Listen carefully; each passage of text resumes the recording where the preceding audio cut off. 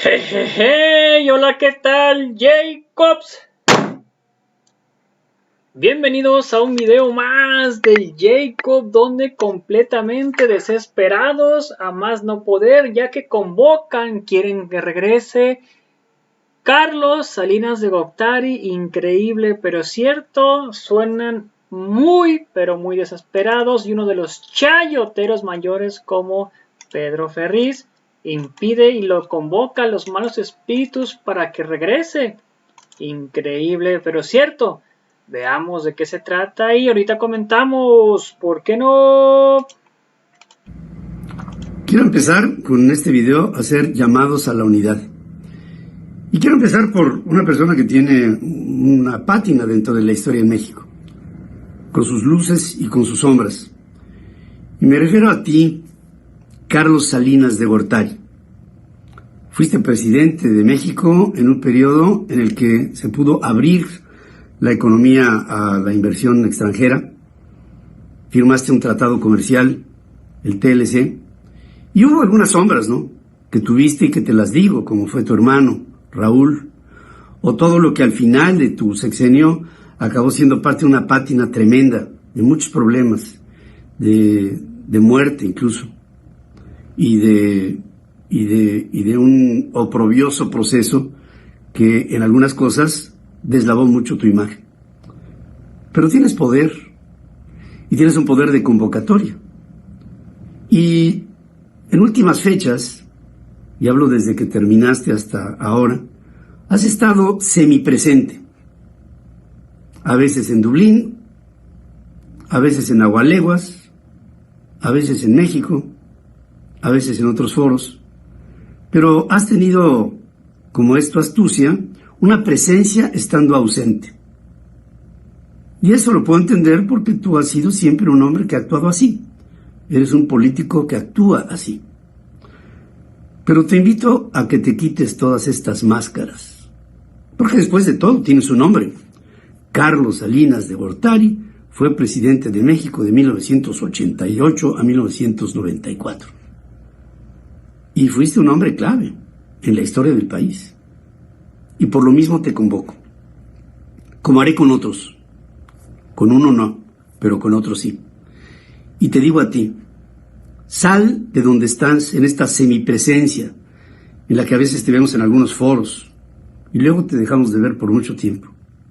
Sal abiertamente y di que es un momento en donde tenemos que olvidar todo, dejar todo atrás, y empezar a convocar a la ciudadanía para que se una.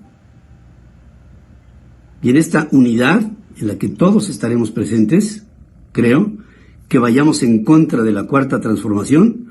Pon tu granito de arena, ya que tú y yo estamos hacia el final de nuestras vidas. Deja algo bueno para el país. Quítate de todo, incluso hasta de complejos.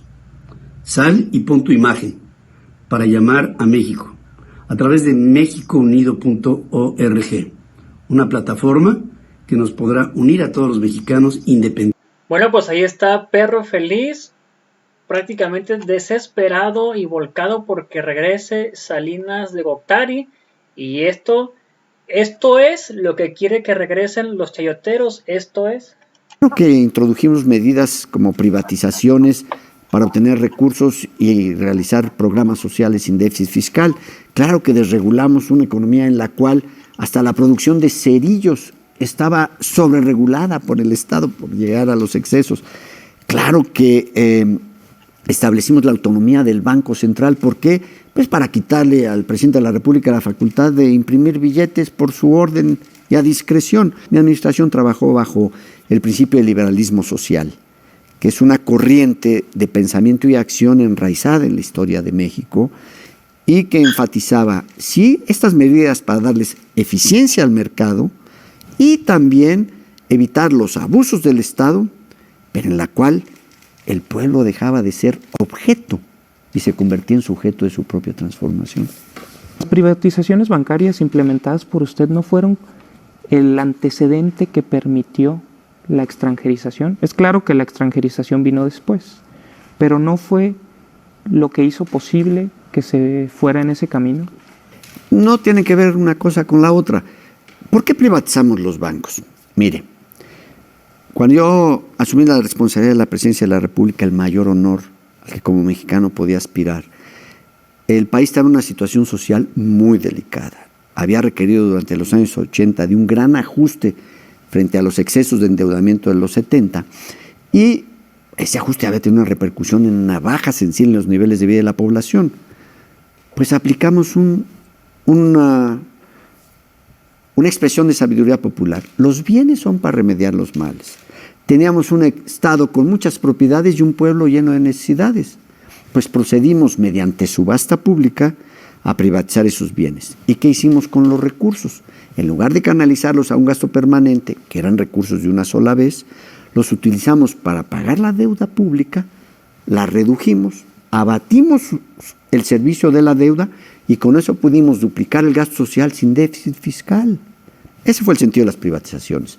Todo por subasta pública y todo registrado y rindiéndole cuentas al Congreso de la Unión. Una vez que se hizo eso, y ahí entraron los bancos, lo que vino después de la crisis de 1995, cuyo causante más importante fue el aumento terrible de las tasas de interés en México, que ahora sabemos por una investigación del Senado de la República, que fue una decisión impuesta desde el exterior. Ese aumento de las tasas de interés quebró a cantidad de familias.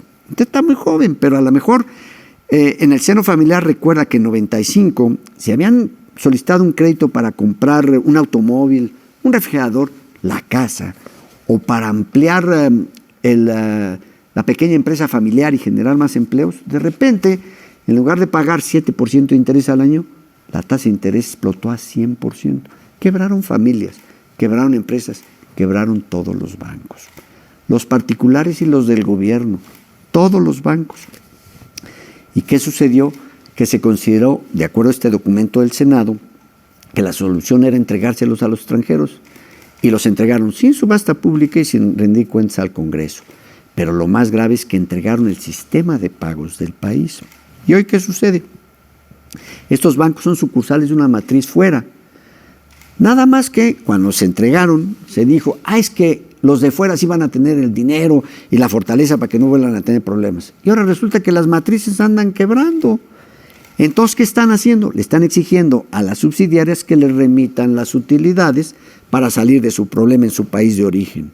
En Estados Unidos, en España, en otros lados. Y entonces, lo que deberían de ser recursos para financiar a los mexicanos, en realidad están siendo para resolverle a la matriz su problema por la quiebra o la situación difícil en la que están. Nos quedamos en el peor de los mundos posibles, sin bancos mexicanos y sin crédito para los mexicanos. Por eso los senadores llaman un error de proporciones históricas.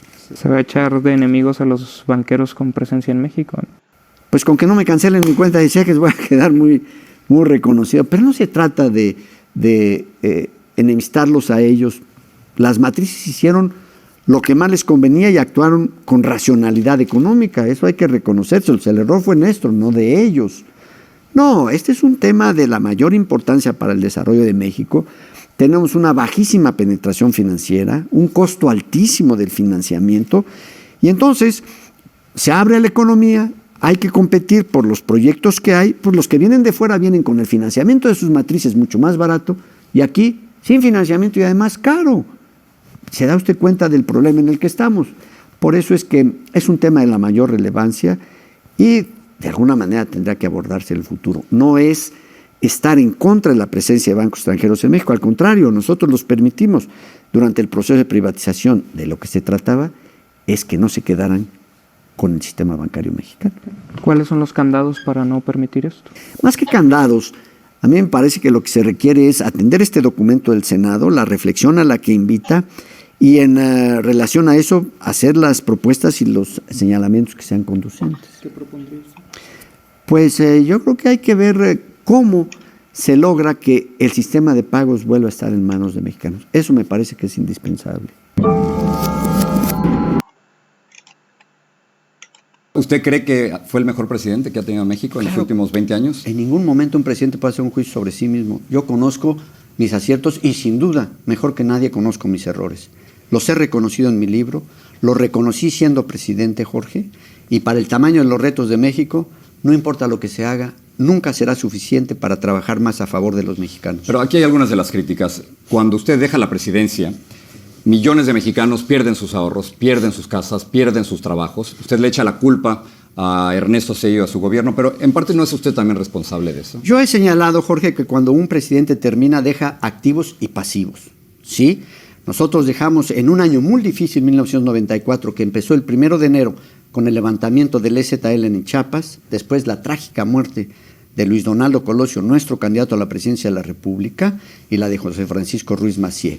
Y en el Inter, una elección presidencial ejemplar en la historia de México. Pero usted se está quitando de culpa de lo que ocurrió. Al contrario, yo dije que había una serie de problemas, nada más que ellos, con esas decisiones fatídicas de diciembre y las siguientes, convirtieron un problema en una crisis, y esa es la diferencia. Usted dice ellos, se refiere a Ernesto Zedillo de su gobierno. Sí. Pero usted escoge a Ernesto Zedillo, señor Salinas. Fue una circunstancia dramática a la muerte de Luis Donaldo Colosio en marzo de 1994, cuando en esas horas aciagas, de enorme dolor personal y de una consternación nacional, el PRI tuvo que seleccionar un candidato sustituto. Sí, pero fue usted. O sea, yo creo que ahora ya podemos decir que era usted quien escogió a Zedillo. Pero, hombre, escogió usted a Colosio.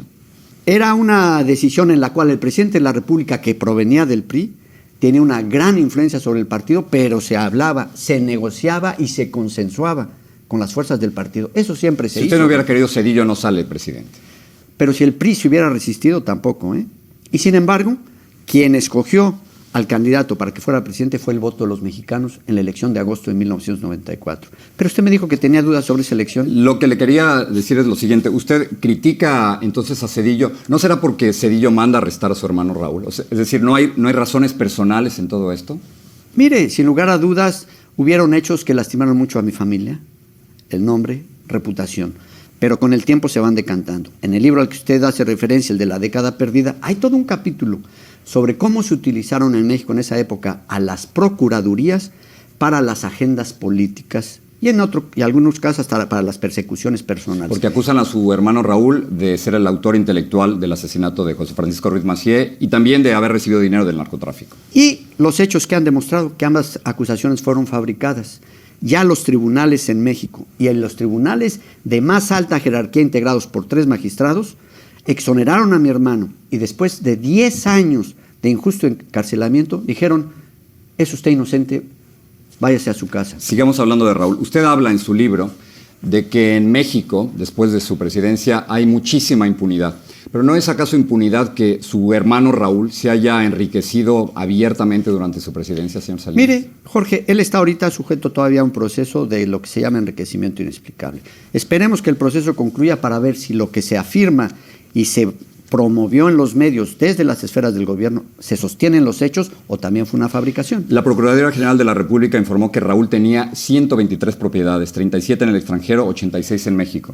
Era el hermano del presidente. Mismas de las cuales se ha decantado que unas ni siquiera eran de él, otras están incautadas y sujetas al proceso. Si se tuvieron por malos procedimientos, el juicio lo determinará. Pero no olvidemos, Jorge, ya van 2 acusaciones de 3 que le han hecho que resultaron fabricadas.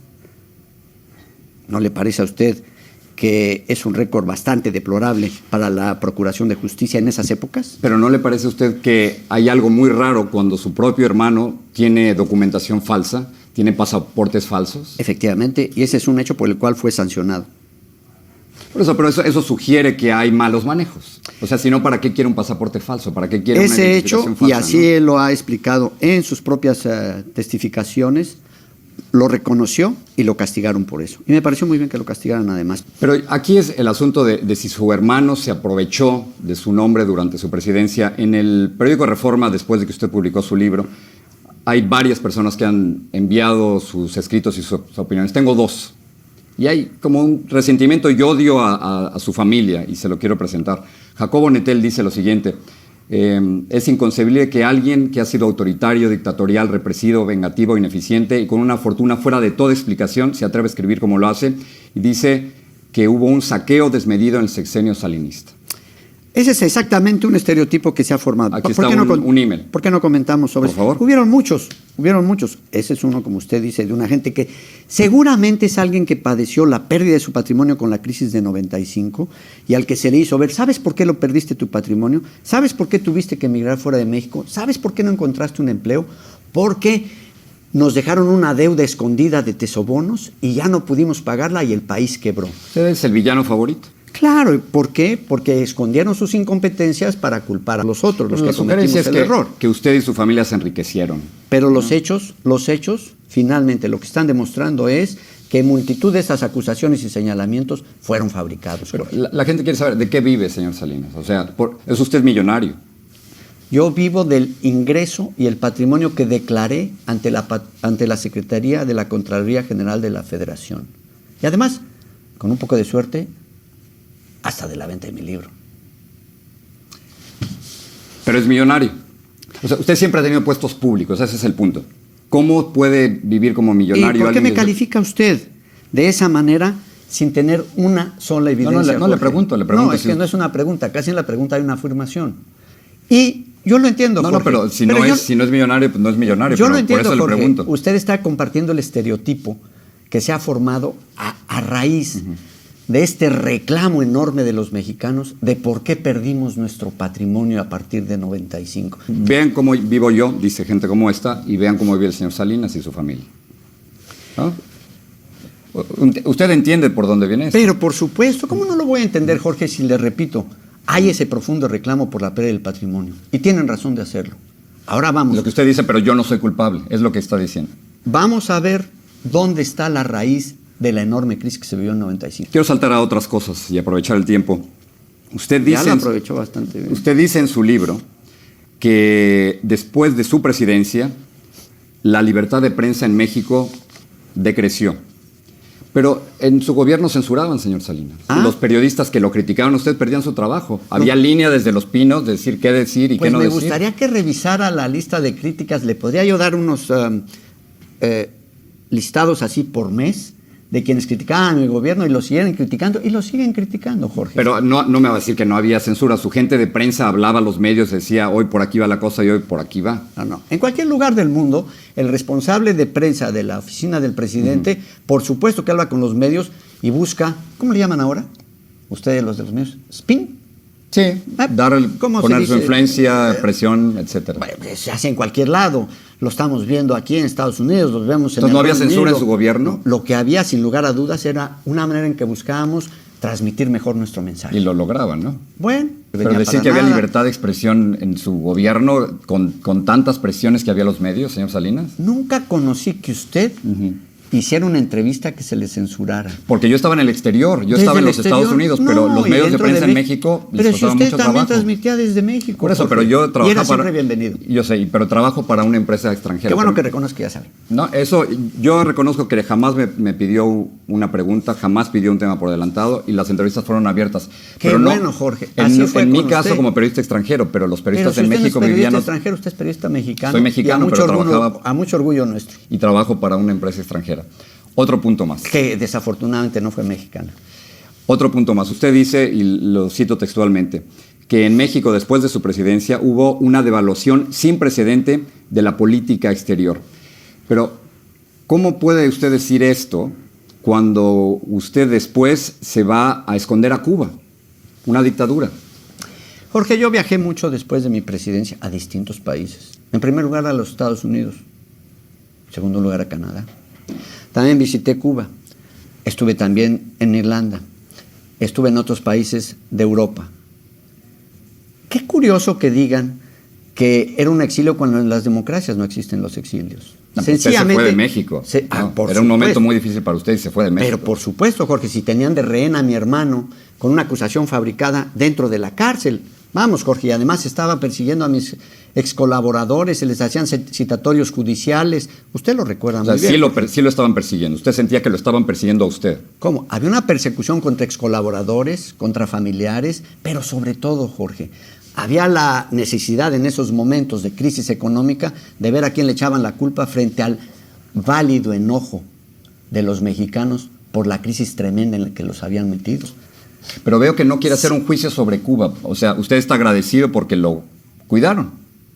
¿Cuidar de qué, Jorge?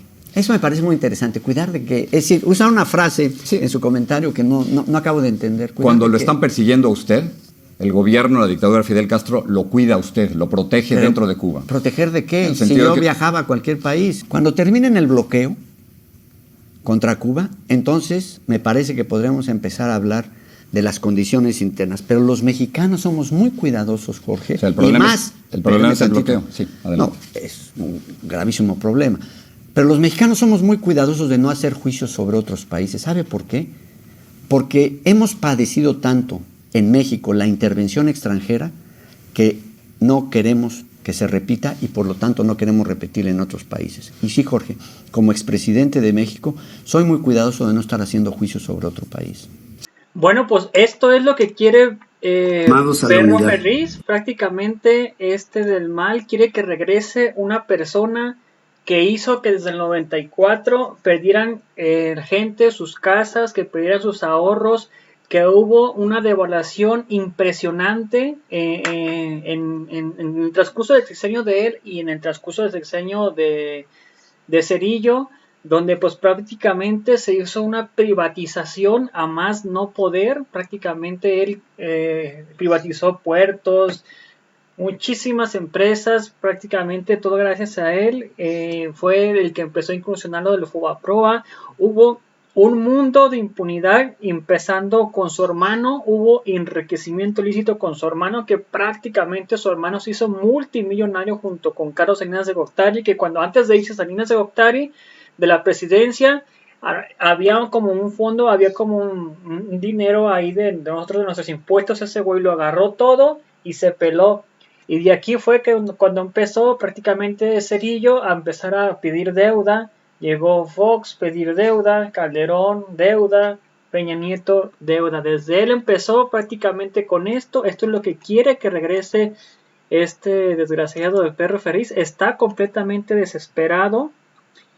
Donde también hubo muchísimo saqueo en lo que viene siendo en el sexenio de Carlos Salinas de Gortari, pero saqueo a más no poder, donde hubo mucho autoritarismo prácticamente, donde hubo una devaluación impresionante, donde censuraban a más no poder. O sea, si por ejemplo, si Carlos Salinas de Gortari estuviera gobernando el día de hoy, del 2022, nosotros si hubiéramos sido ya censurados. No permitir a Carlos Salinas de Gortari que nosotros los youtubers y cualquier otro medio de comunicación existiera, más que Televisa y más que TV Azteca, a la orden de él dar la línea de qué es lo que sí y qué es lo que no, de todas las privatizaciones prácticamente que hizo Carlos Salinas de Gortari, donde no había libertad de expresión. Era un totalmente autoritario Carlos Salinas de Gortari.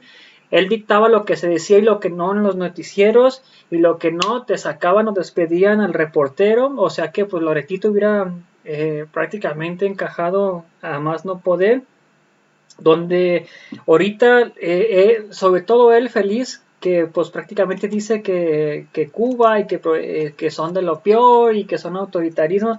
Pues su ídolo Carlos Salinas de Gortari se fue a esconder a Cuba cuando lo empezaron a perseguir por todo lo que le había hecho e hizo a México. Prácticamente se fue allá a Cuba, se escondió durante un buen tiempo, y de ahí cuando ya vieron que está en Cuba, ya se apeló para allá, para Dublín. Donde pues prácticamente era una dictadura a más no poder, a diestra y siniestra. Pues prácticamente no se podía más que vivir en eso, en una dictadura. Y sobre todo también donde pues empezó con el fraude él de las elecciones, así como llegó el Felipe Calderón Hinojosa, también Carlos Salinas de Gortari, donde le tuvo que hacer el paro el narco de Ceballos, donde dijo que pues tenían que quemar las urnas y que no sé qué, que para que no quedara evidencia. Pues todo fue planeado prácticamente. Y de ahí, con todas estas de lo del fraude, empezó a mover prácticamente, se fue a Salinas de Gortari, se fue a esconder prácticamente donde dice que estaban con persecución del buen Zedillo. Pero ya como con Fox empezó a regresar, porque prácticamente el Salinas de Gortari empezó a meter su cuchara con Vicente Fox. que empezó a como que con las reformas, y ya con ustedes lo escucharon, con Felipe Calderón Hinojosa, empezaron con Borolas, la privatización de Pemex, prácticamente ahí con las reformas y todo esto, todo a estructurar y dejarlo preparado prácticamente, porque ahí estaba Salinas de Gortari en la privatización de Pemex y de la Comisión Federal de Electricidad, para que ya cuando llegó completamente el títere de Enrique Peña Nieto, pues Carlos Salinas de Gortari se encargó junto con Videgaray, ahora sí darle la estocada final a Pemex, donde se privatizó hasta el 20% de Pemex, donde se privatizó prácticamente también la Comisión Federal de Electricidad, y donde pues casi regaló casi todo Salinas de Gortari a él, a personas tanto como extranjeras, empresas extranjeras como empresas mexicanas, y dejando pues prácticamente a México en un